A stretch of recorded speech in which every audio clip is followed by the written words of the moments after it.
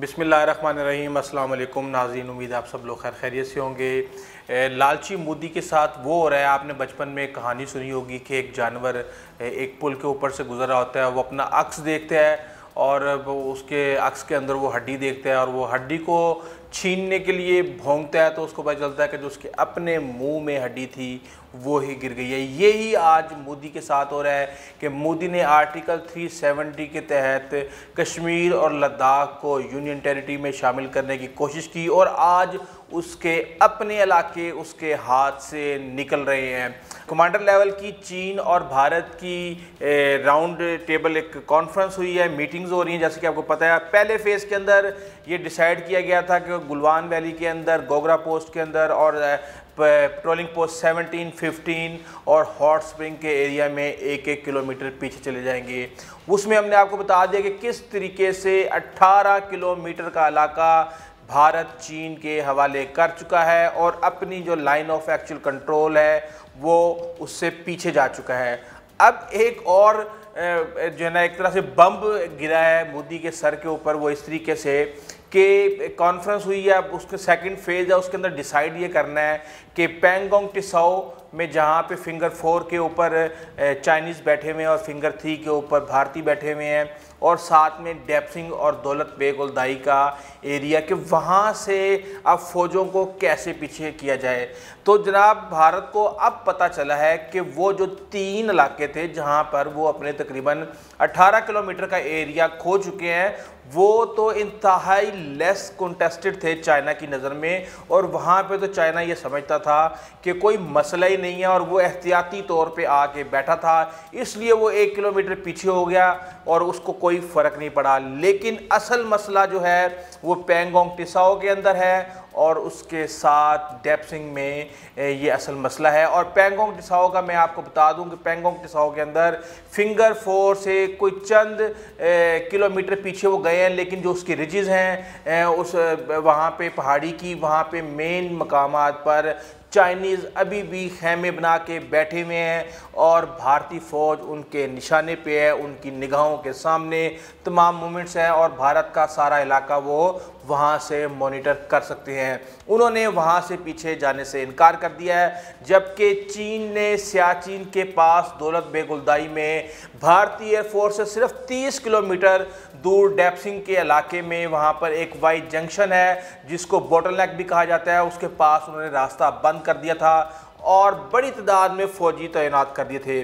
Bottleneck इसको इसलिए कहा जाता है कि इंडिया की जो पोस्ट हैं 4 से 5, जिसमें 11, 12, 13 और 11A भी शामिल है, वो वहाँ पहुँचने के लिए आपको उस बोटल नेक के एरिए से निकलते हैं और फिर उसके बाद वो खुल जाता है।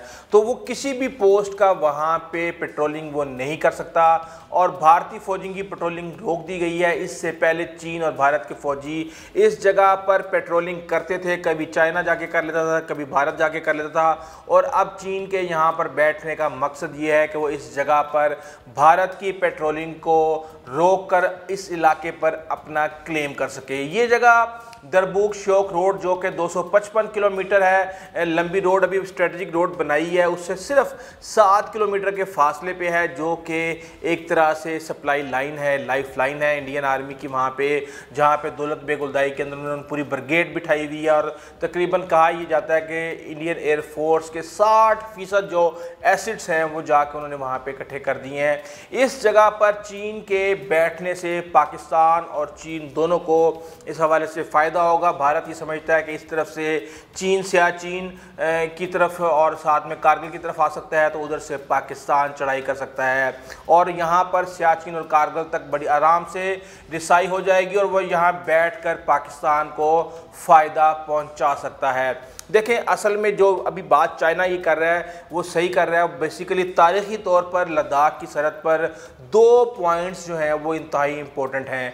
ये जनूब में 200 किलोमीटर दूर कराक्रम पास है और साथ में पैंगोंग टिसाओ, जिसका मैं आपको बता चुका हूँ। पैंगोंग टिसाओ पे फिंगर 4 से पीछे जाने से इनकार कर दिया, जबकि यहाँ दौलत बेग उलदाई पर बैठने का मकसद भारत की इतनी ज़्यादा यहाँ पे फौजी लाने का मकसद ये था कि कराक्रम पास और यहाँ पर बल्तिस्तान और गिलगित के अंदर जो सी पैक बना रहा है चीन और पाकिस्तान, उसको डिस्टर्ब किया जाए, लेकिन चीन ने उसका रास्ता रोक दिया है। अब भारतीय फौजी कभी नक्शे मांग रहे हैं कि जनाब आप नक्शा तो दें, में हमें पता तो चले कि आपकी नज़र में कहाँ पे असल लाइन ऑफ एक्चुअल कंट्रोल है, तो वो भी नहीं दे रहे चाइनीज़। वो कहते हैं कि हम इसका हिसाब किताब हम जब वक्त आएगा तो उस वक्त करेंगे।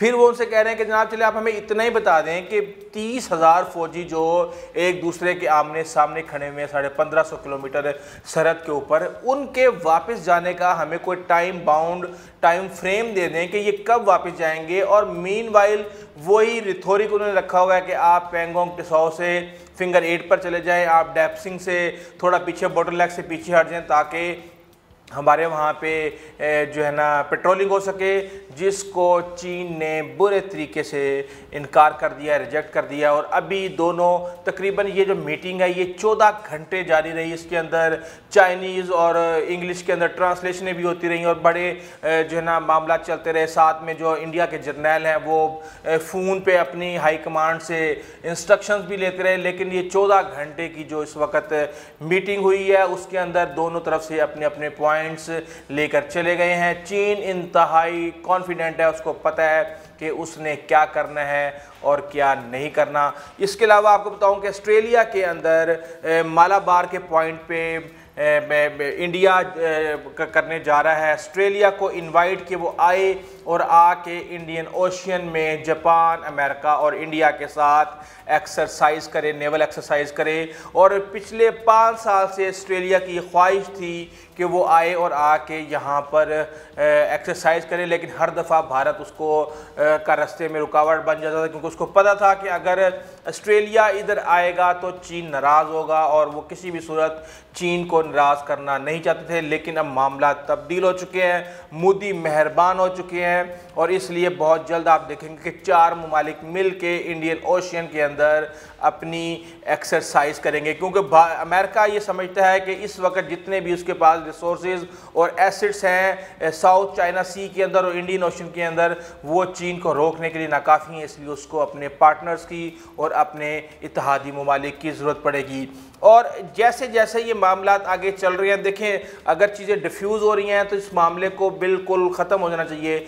मीटिंगें हो रही हैं, 1 किलोमीटर 2 किलोमीटर दोनों फौजें पीछे हट रही हैं, लेकिन भारत की स्पीड हर रोज़ तेज़ हो रही है। कभी वो इसराइल से ड्रोन ख़रीदने जा रहा है, कभी वो मिसाइल ख़रीदने जा रहा है, कभी वो एंटी टैंक रॉकेट्स ख़रीदने जा रहा है। हर रोज़ आर्डर दिए जा रहे हैं और अब एक और नया कारनामा सामने आया है। इसकी रिपोर्ट आपको चंद दिनों में सामने आ जाएगी। मैं आपको बताता हूँ कि स्ट्रेटजिक टनल तैयार करने जा रहा है इंडिया और उसकी इन प्रिंसिपल अप्रूवल भी दे दी गई है। ये बेसिकली गोपुर से नुमालीगढ़ तक ये रास्ता होगा और ये ब्रह्मपुत्रा रिवर के नीचे अंडरग्राउंड टनल बनाया जाएगा, जिसकी लंबाई तकरीबन 14.85 किलोमीटर यानी कि 15 किलोमीटर से थोड़ा सा कम होगी। और ये असम और अरुणाचल प्रदेश में आपस में पूरा साल कनेक्टिविटी रखेगा। और इसका मकसद सिर्फ ये है कि इनको पता चल गया है कि चाइना अब इनको नहीं छोड़ेगा, इसलिए ये अपना इंफ्रास्ट्रक्चर बड़ी तेज़ी से बिल्ड कर रहे हैं। और ये बिल्ड करने के बाद, ये टनल बनाने के बाद भारतीय फ़ौज के पास ये ऑप्शन आ जाएगा कि वो पूरा साल इंतहाई तेज़ी के साथ उस टनल के अंदर तकरीबन 80 किलोमीटर फ़ी घंटा की रफ्तार से उनकी गाड़ियाँ चल सकेंगी और वो इमदादी कमक पहुँचा सकेंगे। अब बात करते हैं कि अमेरिका अफ़गानिस्तान से अपने 5 फ़ौजी अड्डे बंद कर चुका है। 5 फ़ौजी अड्डे उन्होंने बंद कर दिए हैं। उन्होंने जो तालिबान के साथ मुज़ाकरात किए थे उसके अंदर उन्होंने ये डिसाइड किया था कि आप भी थोड़ा सा ख्याल रखें, हम भी ख्याल रखते हैं। और अगले 135 दिनों में जो मेन पॉइंट्स हमारे हैं, अगर उनके अंदर हम किसी हद तक एक दूसरे का कॉन्फिडेंस बहाल करने में कामयाब होते हैं तो हम अपने ये 5 अड्डे ख़त्म कर देंगे। इन 5 अड्डों के अंदर पक्तिका का इलाका है, उसके अलावा उरुज़गान है, लेगमैन है, ये प्रोविंसेस हैं, हलमंद है और यहाँ पे इनको बंद कर दिया गया। जबकि बलग्राम और कंदहार में अभी भी बड़े बड़े एयर बेसिस और एयरफील्ड और साथ में इनके फ़ौजी अड्डे फ़ौजियों अमेरिका के अभी भी हैं। अमेरिका ने ये डिसाइड किया है कि वो 14,000 फ़ौजियों से अपनी जो तादाद है वो 8,600 कर लेगा। इसलिए उम्मीद ही की जा रही है कि ट्रंप इस वादे को अपने इलेक्शन से पहले पूरा कर देगा। बड़ी बातें की जा रही हैं राहदारी के हवाले से कि पाकिस्तान ने जो है ना कश्मीर की कमर में चूरा घोंप दिया और बहुत ज़्यादा जो है ना ज़्यादती कर दी, बड़ा काम ख़राब कर दिया। बात यह है, इसके हवाले से ट्वीट भी आई थी जनाब तलत हुसैन साहब की। लेकिन बात ये समझने की बात है, आपका गुस्सा बिल्कुल मुनासिब है, लेकिन थोड़ी सी बात को ये समझें कि ये जो ट्रेड है ये सिर्फ़ और सिर्फ वन साइडेड है। सिर्फ अफ़गानिस्तान के जो जितने भी वहाँ पे ट्रक्स खड़े हुए थे, फल थे, सब्जियाँ थीं, जो कि कोरोना वायरस की वजह से बंद किया गया था, वो इस वजह से बंद नहीं किए गए थे कि कश्मीर के मसला चल रहा है या हिंदुस्तान के साथ हमारे मामलात ख़राब हुए हैं तो इसलिए बंद कर दें। वो बेसिकली कोरोना वायरस की प्रिकॉशंस के लिए उसको बंद किया गया था। और अफ़गानिस्तान की हुकूमत ने रिक्वेस्ट की कि जनाब हमारी चीज़ें गल सड़ रही हैं, हमें लाखों अरबों रुपए का नुकसान हो रहा है, तो आप हमें इजाज़त दें कि हम ये चीज़ें वहाँ पर पहुँचा दें, क्योंकि वहाँ पर हमने एडवांस आर्डर्स लिए हुए हैं। पाकिस्तान ने सिर्फ इस हद तक इजाज़त दी है कि वो वाघा बॉर्डर के थ्रू चीज़ों को पहुंचा दें, लेकिन वहाँ से कोई भी चीज़ बाहर निकल के वापस ना तो पाकिस्तान आ सकती है और ना ही अफ़गानिस्तान जा सकती है, और कोई भी चीज़ पाकिस्तान से भी इंडिया नहीं जा सकती। तो हमें इस चीज़ का ख्याल रखना है कि एक तरफ मातम कर रहा है भारत के जनाब, पाकिस्तान ने जो है ना मक्खन में बाल की तरह उठा के भारत को अफ़गानिस्तान से फेंक दिया, उसका रोल ख़त्म कर दिया, और बहुत ज़्यादा इन्वेस्टमेंट करने के बावजूद भारत कोई भी मकासद हासिल नहीं कर सका। तो जाहिर सी बात है वो कुछ ना कुछ ले दे के ही मामला तय होते हैं। तालिबान अगर हमारे हाथ में है तो हमें अगर दूसरी भी जितनी भी वहाँ पे पावर्स हैं जो कि पाकिस्तान के रोल को वहाँ पे ख़राब कर सकती हैं, हमें उनका भी ख्याल करना है और हमें चीज़ों को बेहतर तरीके से आगे लेकर चलना है।